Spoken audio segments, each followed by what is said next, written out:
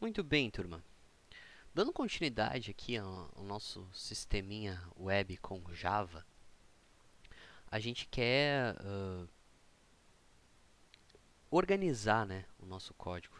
Então a gente não quer trabalhar com códigos todos aqui no nosso main, até porque mais tarde isso aqui começaria a ficar extremamente bagunçado, extremamente desorganizado, quando a gente quisesse fazer modificações maiores, inserts em tabelas de banco, conexão, enfim. Tem uma série de coisas que a gente gostaria de ajustar para que isso fique o mais limpo possível, tá? Então, qual que é a ideia desse vídeo? É exatamente a gente começar a colocar responsabilidades nas pessoas ou nas partes do código corretas, tá?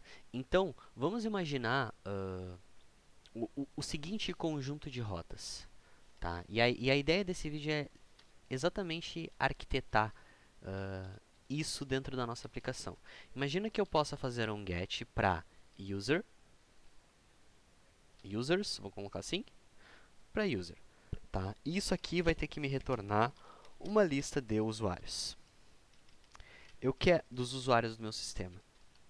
Eu quero fazer um post para barra user e isso vai ter que, de certa forma, permitir com que eu insira um novo usuário, tá? E, obviamente, mais tarde a gente quer poder atualizar, deletar, fazer todas as operações. Só que também a gente quer, de alguma forma, mostrar isso para os usuários de um jeito que seja mais interessante. Inclusive a parte aqui de, por exemplo, cadastrar um usuário, enfim. Então, vamos ter um get para home, por exemplo, que vai ser uma tela com um botão ou formulário, a gente vai escolher ainda, para inserir o usuário, tá? E o legal é que essa tela eu vou usar um arquivo estático, ou seja, eu vou configurar o Spark para que ele não precise passar por um controlador, para que ele não precise passar por um anticódigo Java, já que essa tela é um HTML, por exemplo, tá? Então vai ser um formulário para inserir um usuário. E aí eu vou ter uma lista de usuários e quando ele fizer uma requisição do tipo post, a gente vai inserir um novo usuário. Tá? Lembrando que a gente ainda precisa lidar com esse hack.body. Se não for no vídeo de hoje, no próximo a gente já faz isso. Tá? Então, qual que seria a proposta aqui de solução para esse tipo de problema? Tá? Existem várias formas de eu arquitetar o meu projeto. Uma bastante comum é para cada tipo de entidade, eu tenho uma pasta nova. Então, eu teria uma pasta de user. Tá? E dentro dessa pasta de user, eu coloco as coisas que estão relacionadas ao meu user. Então, eu vou ter, por exemplo, um user.java, que vai modelar o meu usuário. Tá? Eu vou ter um user controller, .java, que vai ser quem vai entender as requisições lá da minha página e fazer o que precisa ser feito. E eu vou ter um user DAO.java, que é o cara responsável por interagir com o meu banco de dados. Tá? Anteriormente, a gente trabalhou com o user e com o user DAO. Agora a gente vai incluir o user controller na parada aí para fazer essa ligação. Tá? Então, eu vou comentar esse cara aqui só para a gente não perder aqui os nossos exemplos, né? E vamos fazer outra coisa que a gente tem aqui seria essa rota principal aqui com um arquivo estático, tá? Vamos fazer o seguinte, vamos verificar como é que a gente adiciona então arquivos estáticos primeiro, para a gente fazer essa rota já funcionar. Lá na nossa documentação, de novo pessoal, não tem jeito, tá? Documentação é o mais interessante. A gente tem aqui um exemplo de static files, tá? Então, a gente pode configurar dentro da nossa aplicação em Java os arquivos estáticos. O que são arquivos estáticos? São arquivos que ele consegue acessar diretamente sem precisar fazer com que eu tenha um controlador, que eu receba essa requisição, que eu faça alguma coisa com essa requisição, então devolva uma resposta. Então, tudo que é JavaScript, imagem, páginas em HTML estáticas, elas vão para esta pasta aqui, que é a pasta public, dentro da pasta source main resources public. Tá? Então, dentro da pasta source main, eu vou criar uma pasta chamada resource, tá? E de novo, isso aqui é definição de comunidade, basicamente todo mundo faz dessa forma, então os frameworks já entendem se estiver na forma correta. Aqui, desculpa, vou colocar uma pasta public e dentro dessa pasta public eu vou fazer o seguinte, eu vou colocar o meu arquivo HTML da pasta home, index.html, tá? E aqui eu vou dar um HTML, vou colocar aqui um H1, colocar aqui a página inicial do sistema, H2, desenho, disciplina de DS2, tá? Só pra gente ver essa página lá na frente, tá? Dentro da nossa aplicação, lembrando que esse app.java aqui é a nossa entrada do sistema, é a parte principal, é onde a gente configura tudo, tá? Então, aqui, a primeira coisa que eu vou fazer vai ser dizer o seguinte, ó, static files, tá? Isso aqui vem desse import aqui do Spark, tá, pessoal? Static files. E aí, o que o static files pede para nós? Pede que a gente sete qual que é esse location, ou onde que isso está. Então, static files.location na pasta public. Apenas isso, apenas isso.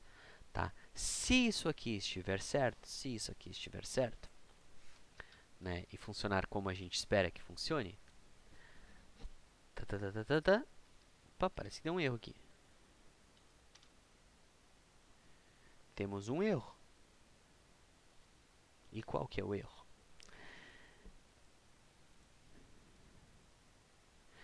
Notem que ele não conseguiu levantar aqui o meu servidor, né? Ele começa a executar e para.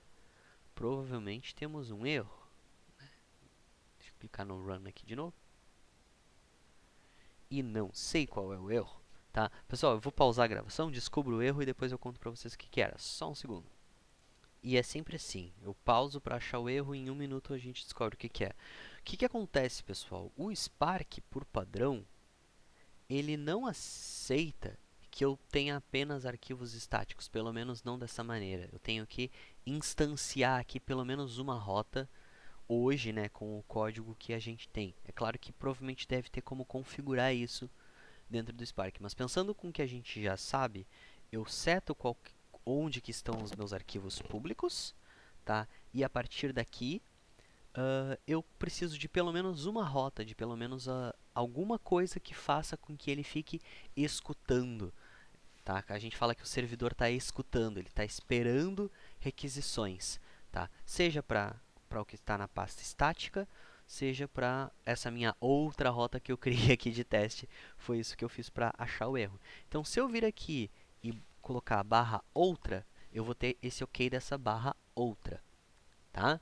No entanto, o legal é que dentro da pasta public eu tenho um index.html que é a minha página inicial. E olhem que mágico. Se eu vir aqui e colocar o index.html, aí eu tenho a minha página inicial. Só que como essa página se chama index.html, e isso o navegador sabe procurar automaticamente, é só colocar o meu endereço aqui, que automaticamente ele carrega essa página inicial. O que é o bacana disso? Além de, obviamente, eu poder escrever meu HTML inteiro aqui, eu posso colocar aqui dentro dessa pasta, por exemplo, de criar um novo arquivo aqui,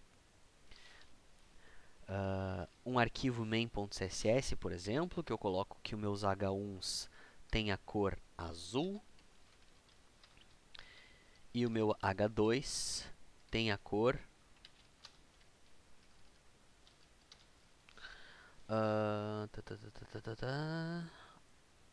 eu vou colocar assim, ó, um dark blue no H1 e um blue no H2, tá? Para ter mais, esse aqui ser mais escuro. E no index.html a gente faz aquele link, né, com o meu CSS. Então, link, é link? Não é link, eu sempre esqueço.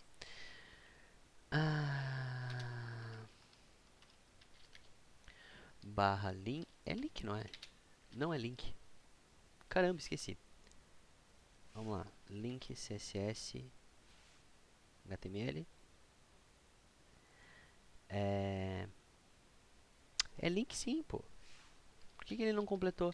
É que tem que colocar o rel aqui, que aí ele acha que o style shit. Ok. E aí o meu href é pra, no caso, main, css, perdão, barra main.css. Tá? É pra esse cara que eu quero fazer esse link. Tá? Salvei aqui. Vim aqui e atualizei e automaticamente ele ficou azul. Vinícius, por que eu não precisei parar o meu programa e rodar novamente? Porque a gente fez uma modificação apenas nos arquivos estáticos. Isso é muito importante. Como eu modifiquei apenas arquivos estáticos, eu não preciso criar uma nova instância aqui do meu servidor, eu não preciso reiniciar tudo. Tá certo, turma? Então, dessa forma, a gente consegue disponibilizar arquivos estáticos para o meu usuário junto com o framework Spark. Espero que vocês tenham gostado. Esse vídeo vai ficar por aqui.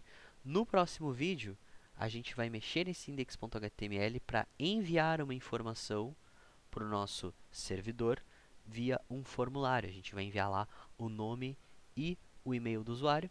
E claro, a gente vai precisar lidar com essa informação, criar aqui a classe user. Vai ser bem legal, tá certo? Um abraço, até o próximo.